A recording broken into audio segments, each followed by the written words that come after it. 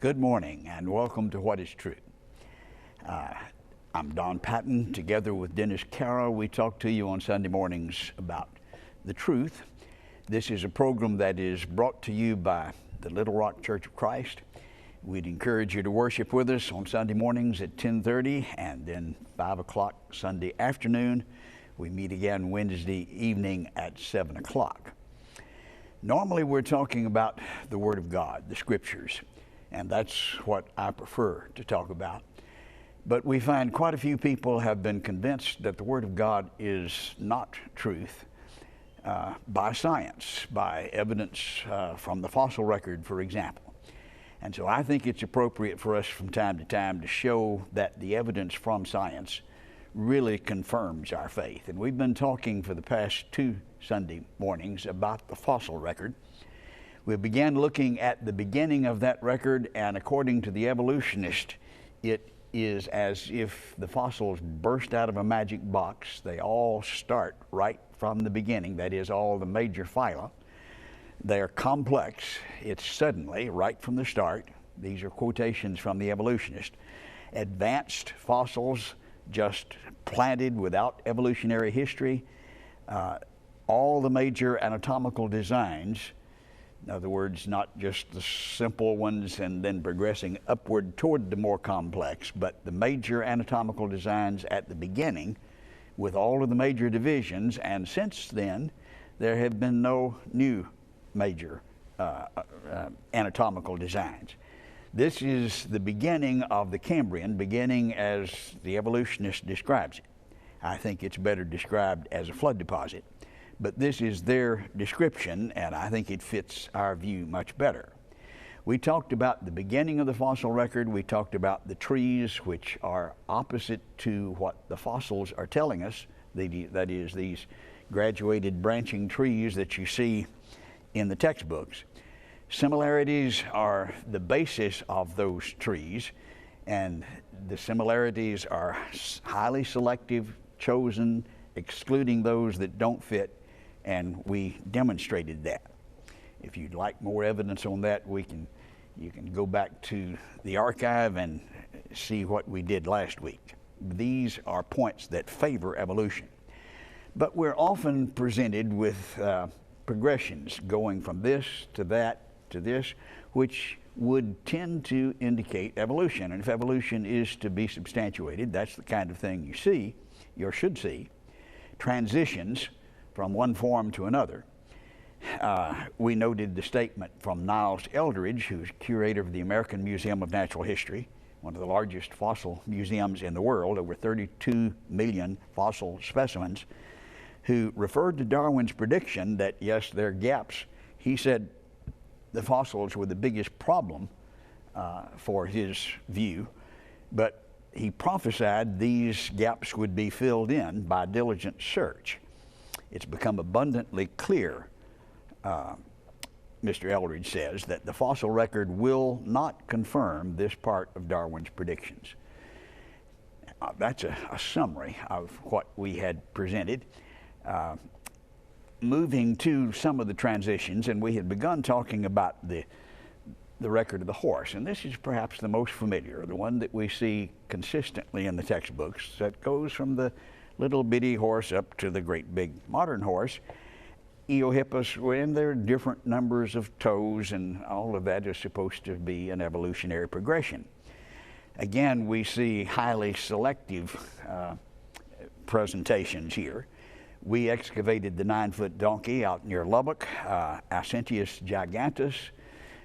You put that in a picture, which has been excluded from the textbooks, that kind of messes things up, doesn't it? We look at the first of that horse picture, Eohippus. The official name is Hydracotherium, named by Richard Owen, the founder of the British Museum of Natural History.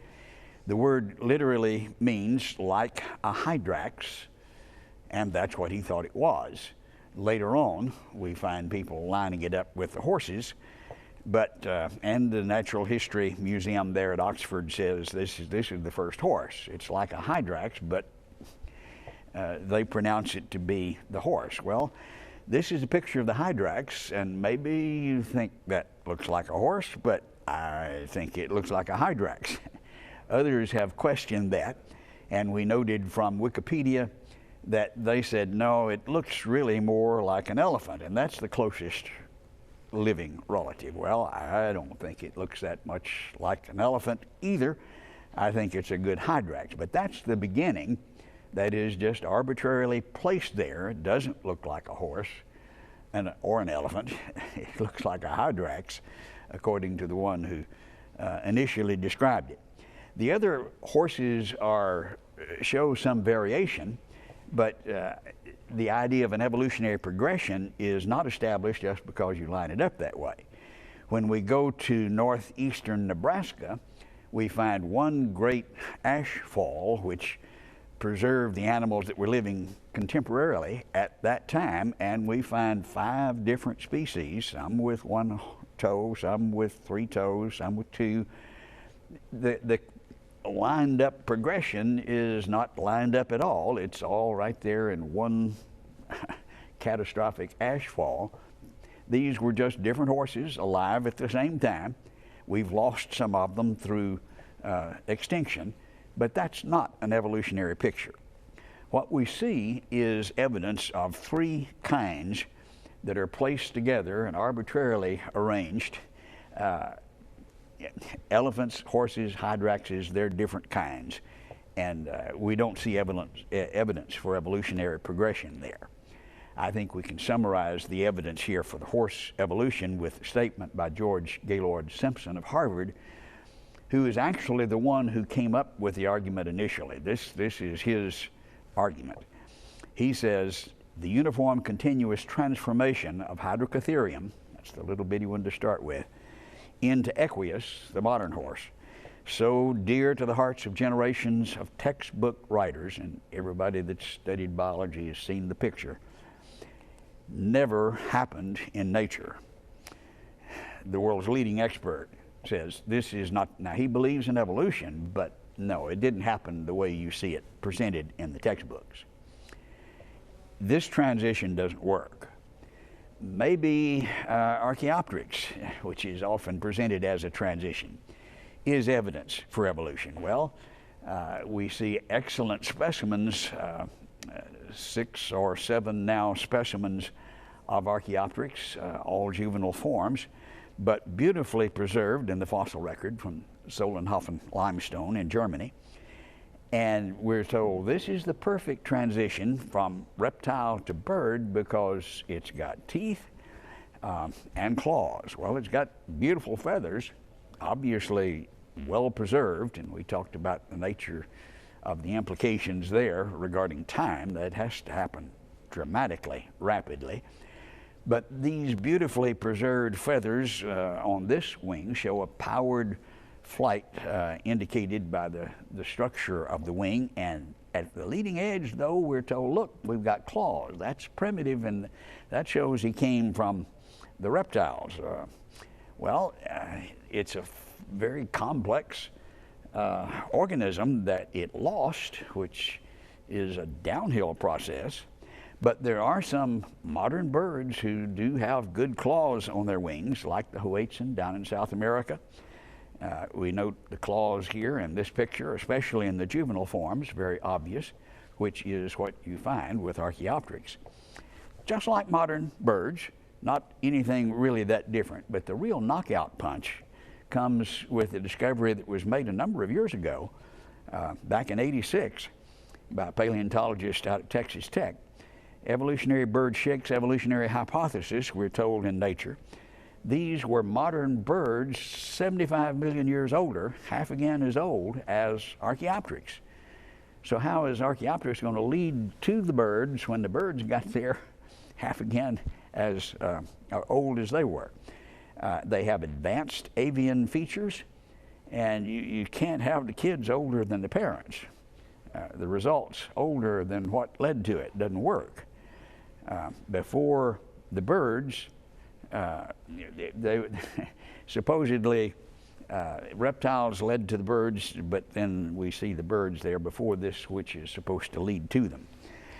before Archaeopteryx and actually before most of the dinosaurs. Notice from science, as we consider, where did the dinosaurs come from? 2018 in Science News, they originated with a bang, that is, not gradually progressing from birds there before, and then boom, here are dinosaurs. There were no dinosaur tracks, then there were many. This marks the moment of the explosion. It's amazing how clear-cut the change was from no dinosaurs to all dinosaurs, boom. That certainly is not an evolutionary picture. Stephen Stanley of Johns Hopkins acknowledges there's not one fossil transition. The fossil record does not convincingly document a single transition. Some will say, well, it was the horse, well, it was Archaeopteryx, and they'll point to some, acknowledging that most are not there. They've been debunked, as we pointed out. Stanley just says there's not really one good one.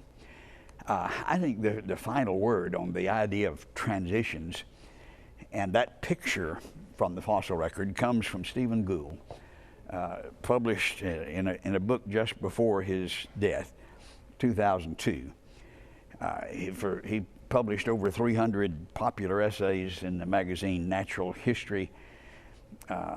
Famous paleontologist from Harvard, and this was his tome, his monumental work summarizing it. His description was that the fossil record is described by stasis, that is, status quo, stays the same, is the meaning of this Latin term. Stasis, the opposite of evolution. We looked that up in Wikipedia. It says little or no evolutionary change in a species. That's stasis. Evolution, stasis, is the opposite. It stays the same. That's the nature of the fossil record, according to Stephen Gould, and that's the theme of his book. He says, sample a species at a large number of horizons, well spread over millions of years, and if these samples record no net change with beginning and end points the same, then a conclusion of stasis rests on the presence of data, not the absence. It's not that there are gaps that will eventually be filled in. Here is positive evidence. Stasis is the conclusion. No net change, beginning and end point substantially the same. Now that's what he sees in the fossil record. He says stasis existed in overwhelming abundance, as every paleontologist always knew. Now, they wouldn't say it often, but they knew that. It's the most common pattern in the fossil record. It is the primary signal of the fossil record. So we're not misrepresenting, saying here are exceptions. He says, no, this is the rule. It's the most common pattern. It's not evolution, it's stasis. Darwin's expectations defined evolution as gradual change. In contrast, in this context, stasis can only record sorrow and disappointment. Prediction, no, it failed, and we pointed that out previously. But now then, he just plainly says stasis just, if you're expecting gradual change, you're going to be disappointed. It presents stunning contrariness, imperial falsification, fancy words that simply said the prediction doesn't work. It failed. It is exactly what the creationist would predict.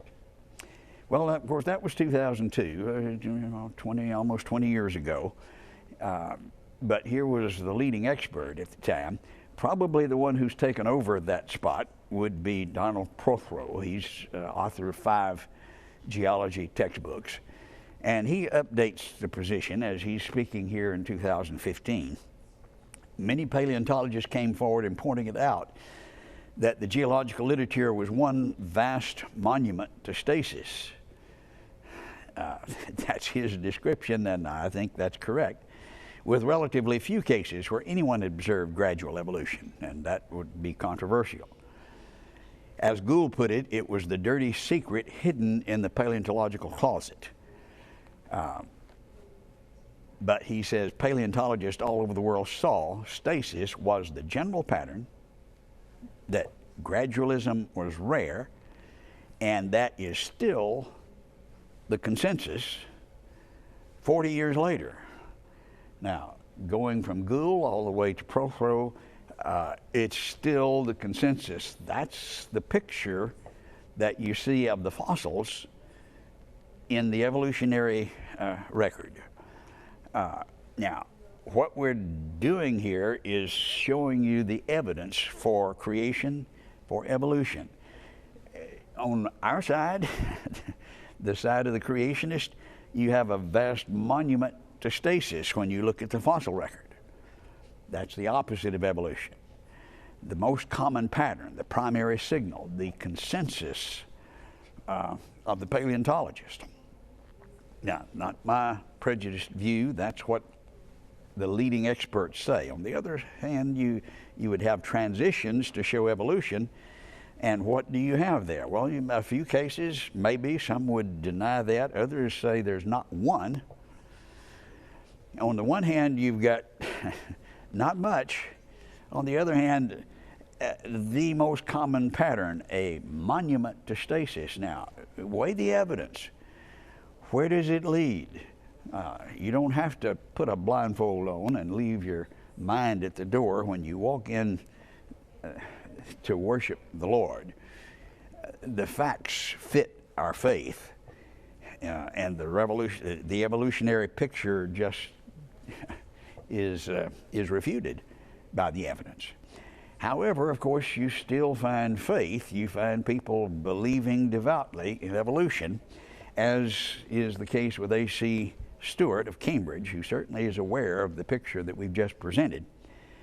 He says the theoretically primitive type eludes our grasp. Now, he's a botanist, and he's talking about trying to find a primitive orchid.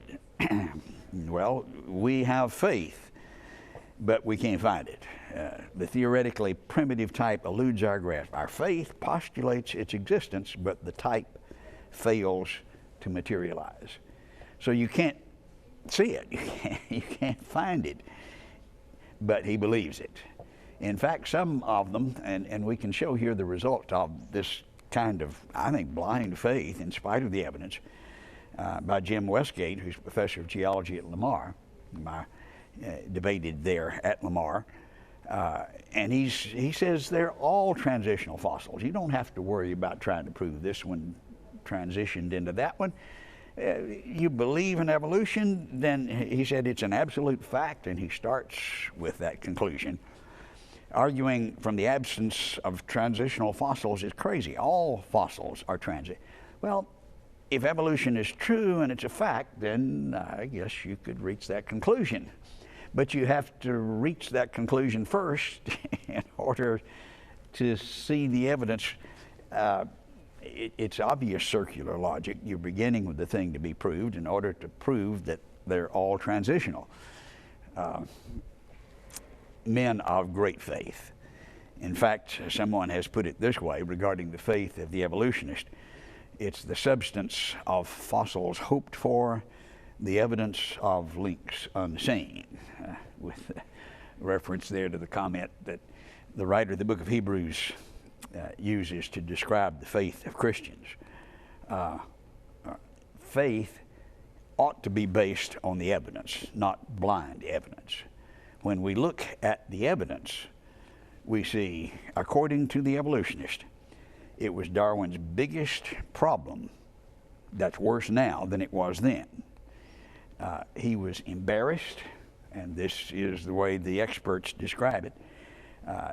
Those stories that were told about how things transitioned have been debunked. This is their word. It's a headache to evolutionary biologists. It's sorrow and disappointment, according to Gould, when you try to find the evidence that supports the transitions. He refers to it as empirical falsification. Obviously, we're looking at blind faith that believes, and because they believe, then yes, these are transitional, but only because they believe that to start with, in spite of the evidence.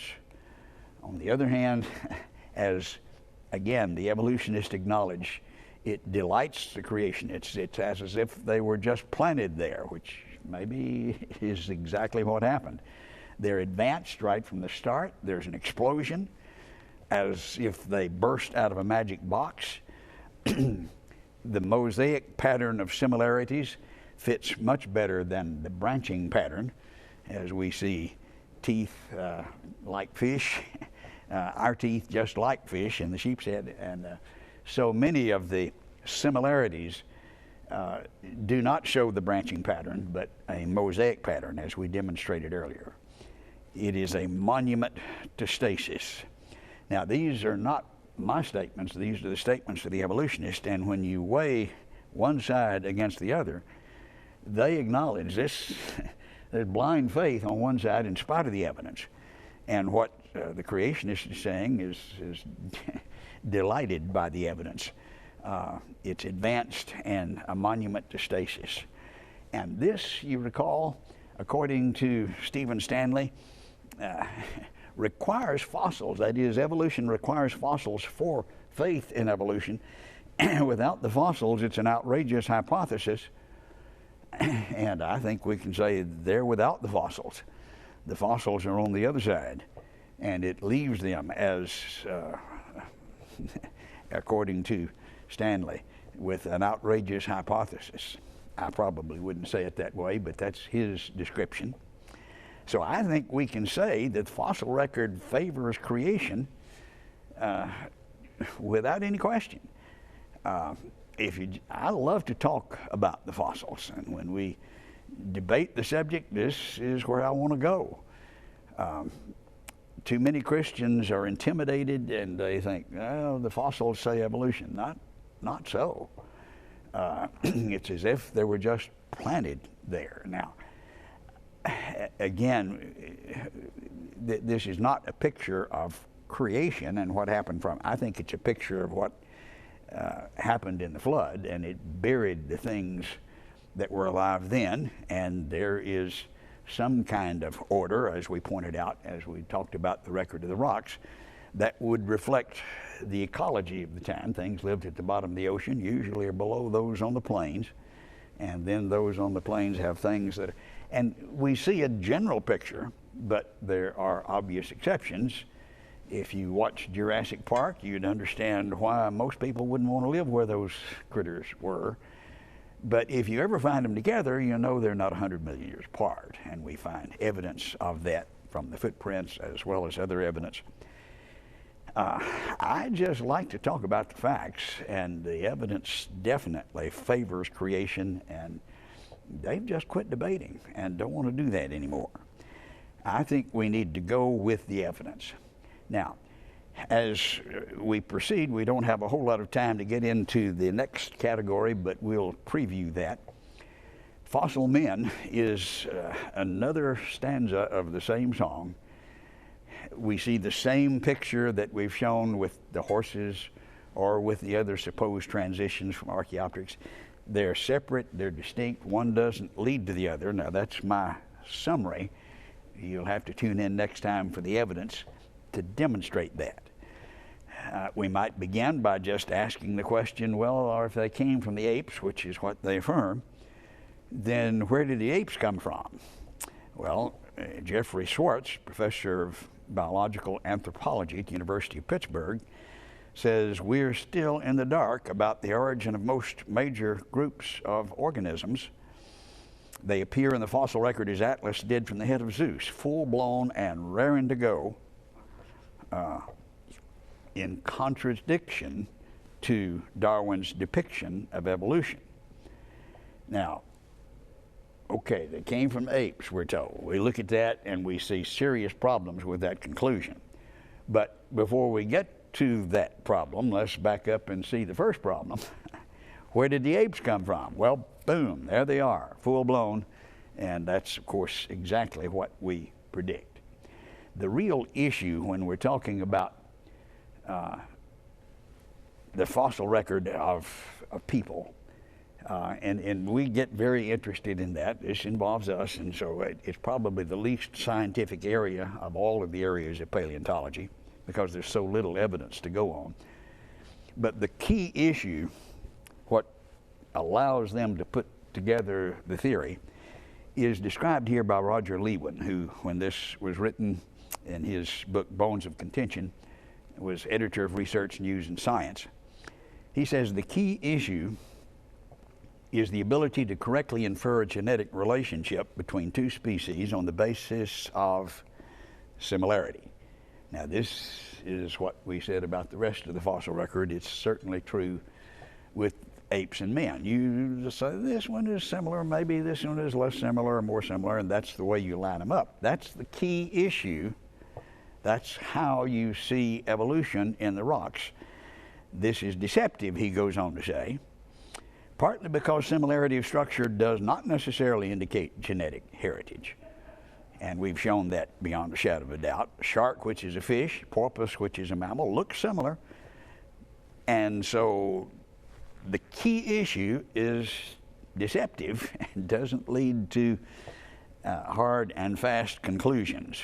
It's certainly not proven. Roger Lewin says, and he's one of the leading authorities from Harvard, we don't know anything about the ancestors. He said, we haven't the faintest idea. The bone the critter dies, leaves the bones, and you don't have stamped on them who they're kin to. You have to look at similarities, and that's just purely subjective and often very deceptive. We'll look more and develop that idea as we proceed. But the evidence from the fossils, I think, is very encouraging. It's very faith strengthening, and it's certainly something we don't have to be afraid of. We thank you for studying that issue with us. We'll continue looking at fossil men, Lord willing, next Sunday morning, and we'd like to have you come worship with us at the Little Rock Church of Christ. You have a good day.